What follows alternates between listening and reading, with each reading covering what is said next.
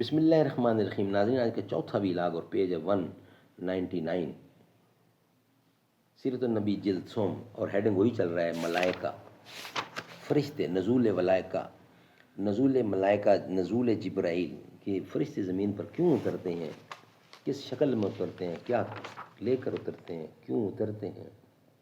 اردو زبان میں سرور عالم صلی اللہ علیہ وسلم کی سیرت پر جامع ترین کتاب سیرت النبی صلی اللہ علیہ وآلہ وسلم۔ رائٹر اس کتاب کے علامہ شبلی نعمانی رحمۃ اللہ علیہ، علامہ سید سلیمان ندوی رحمۃ اللہ علیہ، جلد سوم۔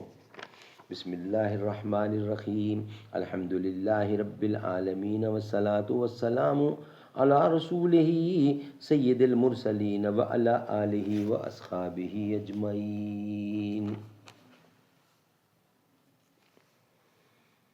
میرے دل میں تیری زلفوں کی پریشانی ہے، تیری تصویر سے پیدا میری حیرانی ہے، حسن کامل ہے تیرا، عشق ہے کامل میرا، ہے میرے باغ سخن کے لیے تو باد بہار، میرے بیتاب تخیل کو دیا تو نے قرار۔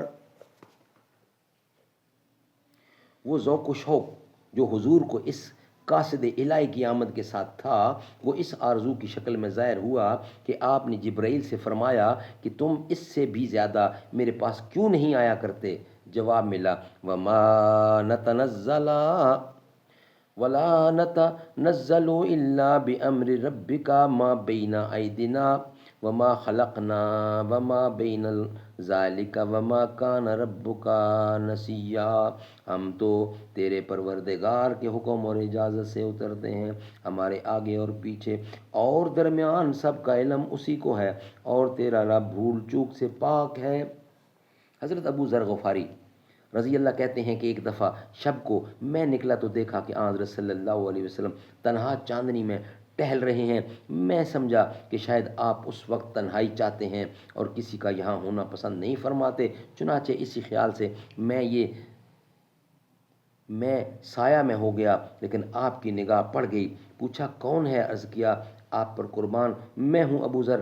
آپ نے ساتھ لے لیا اور تھوڑی دیر تک ٹہلتے رہے، پھر فرمایا جو آج دولت مند ہیں وہی کل قیامت میں غریب ہوں گے، لیکن وہ شخص کہ جس کو خدا نے جو دولت دی ہے وہ اس کے داہنے ہاتھ، وہ اس کو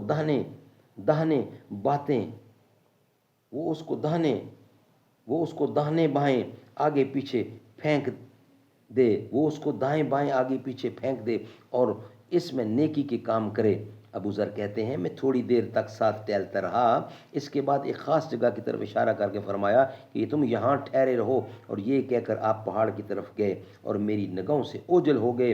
میں نے دور سے آواز سنی تو میں ڈرا، لیکن چونکہ آپ نے حکم دیا تھا کہ میں اپنی جگہ سے نہ ٹلوں اس لیے ٹھہرا رہا۔ تھوڑی دیر کے بعد آپ سامنے سے آتے نظر آئے اور زبان مبارک سے یہ فرما رہے تھے کہ اگر چوری کرے اور زنا کرے۔ میں نے کہا یا رسول اللہ، آپ پر قربان، آپ پہاڑی کی اوٹ میں کس سے باتیں کر رہے تھے؟ فرمایا کہ تم نے آواز سنی؟ عرض کی ہاں۔ فرمایا جبرائیل تھے، پہاڑی کی بیچ میں مجھے نظر آئے اور کہا کہ اپنی امت کو خوشخبری سنا دیجئے کہ جو اس حال میں مرا کہ اس نے کسی کو خدا کا شریک نہ بنایا ہو، وہ جنت میں داخل ہوگا۔ حضرت صلی اللہ علیہ وسلم فرماتے ہیں کہ میں نے کہا یا جبرائیل، کیا اس نے زنا یا چوری ہی کیوں نہ کی ہو؟ جواب دیا ہاں۔ میں نے پھر کہا اگرچہ زنا چوری ہی کیوں نہ کی ہو؟ وہی جواب دیا کہ ہاں۔